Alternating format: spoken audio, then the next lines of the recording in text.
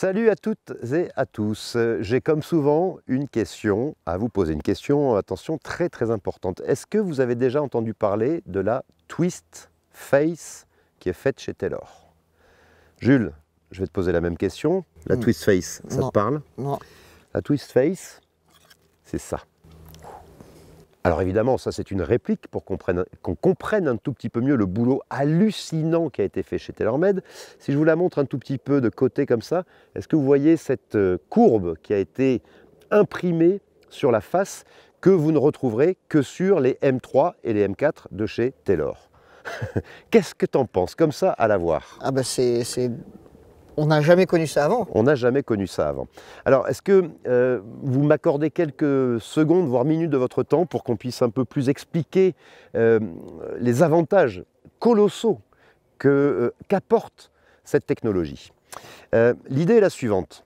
Quand on fait un mauvais swing, alors déjà, petite info, quand vous faites un swing parfait, que vous attrapez la balle au cœur de la face, ça, c'est comme le M1 et le M2, ça part comme un missile. Okay, c'est quand on fait un swing un tout petit peu moins juste que M3, M4 a fait un boulot hallucinant. Vous voyez donc qu'elle est courbée sur le haut de la pointe et sur le bas du talon. Hein, si je la montre un peu de côté, là, ça devrait vous parler. Vous voyez quand même ce que je suis en train de vous dire. Alors, à nouveau, c'est grossi pour qu'on s'en rende mieux compte. C'est à peine visible quand on a le driver M3 ou M4 entre les mains et qu'on le pose au sol. L'idée est la suivante. La majorité des mauvais coups que l'on fait, tu me diras si c'est ton cas, toi qui joues quand même très très bien au golf. Ouais, j'en fais beaucoup des mauvais coups quand même. Hein. tu en fais encore? Ah oui, oui. Ouais, je lui donne des cours, mais il fait encore des mauvais swings. Bon, bref. L'idée est la suivante. Quand on fait ce que l'on appelle un par-dessus, hein, un coup d'épaule, que le club revient sur un chemin extérieur-intérieur, on a tendance à présenter la face qui est en train de se refermer et on a tendance à présenter la pointe du club, le haut et la pointe du club en premier à la balle. Si bien qu'on va plutôt attraper la balle donc avec cette zone-là de la face. Quand on fait au contraire un retour trop de l'intérieur et que le club revient couché, eh bien c'est plutôt le bas du talon qui va être présenté en premier. Donc on aura tendance, quand on rate nos swings, à plutôt attraper la balle dans cette zone-là. On oublie le milieu puisqu'on ne fait pas le super swing, le chemin de club idéal, etc., etc. On aura plutôt tendance à attraper la balle du talon bas ou du haut pointe. Ce n'est pas très français, mais est-ce que vous voyez cette notion?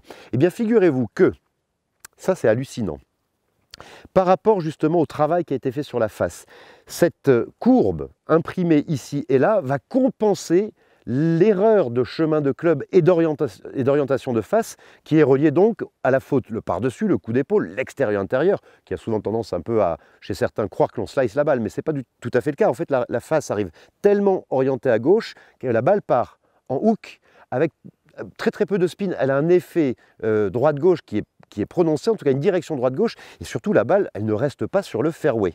Et inversement, donc vous inversez simplement les principes, quand le club arrive avec un swing très de l'intérieur, eh bien la face qui a été également courbée va compenser cet écart d'un chemin trop de l'intérieur avec une face de club qui est méga ouverte. Jules, ce que j'ai à te dire, c'est qu'à partir de maintenant, quand tu feras un swing tordu, eh bien, tu auras une face tordue pour compenser tout ça. Et l'un plus l'autre, ça va te faire une balle quasiment droite. C'est juste hallucinant. Génial. Bah, c'est pas étonnant de voir les meilleurs joueurs de la planète. Alors évidemment, les joueurs TaylorMade se régalent à utiliser soit le M3, soit le M4 hein, dans le driver, mais même des joueurs qui ne sont pas Taylor, eh bien, ont récupéré le driver, l'ont mis dans leur sac, de façon à pouvoir optimiser leur mise en jeu. On ne tape pas plus loin, mais on rate beaucoup moins de fairway. Ça vaut le coup, à mon avis, je pense que ça va te plaire. Ah bah oui, ça c'est sûr. Allez, on va essayer ça. Allez.